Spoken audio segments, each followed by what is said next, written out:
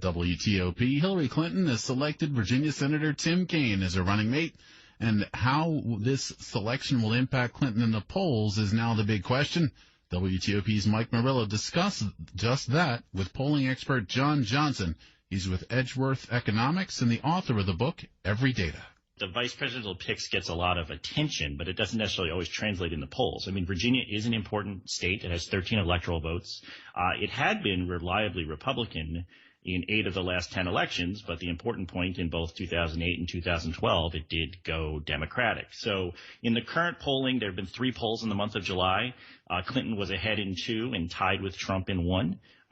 So it's still close, still a little bit of noise in the polls about what this could mean.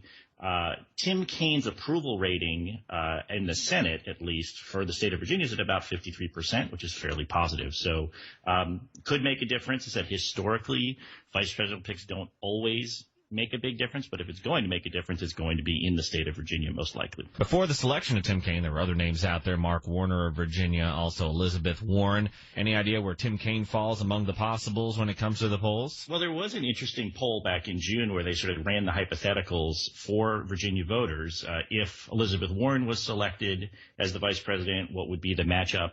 And the voting was 47-43 in favor of Clinton. When they did a Clinton-Mark Warner ticket, it was 47-43. When they did a Tim Kaine ticket, it was 47-43. So again, a little bit more evidence that it may not really matter that much who the vice presidential candidate is. Now let's turn to the Republican National Convention. A lot of polls out there this week during the convention to try to give the world an idea where people who are following it stand.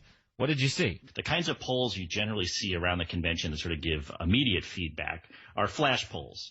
And so, for example, CNN did a poll this week right after Donald Trump's speech, and it turned out 75% of speech watchers viewed it very positively. 56% said they were more likely to vote for Trump after the speech.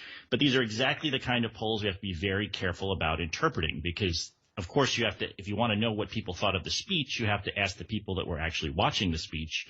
But on the other hand, the people that were watching the speech were more likely to be Republican and supportive of Donald Trump. In fact, even before the speech, 60% of the people in that survey said they already had a favorable impression of Donald Trump's policies. So it's a little early to really tell what the consequences of the convention were.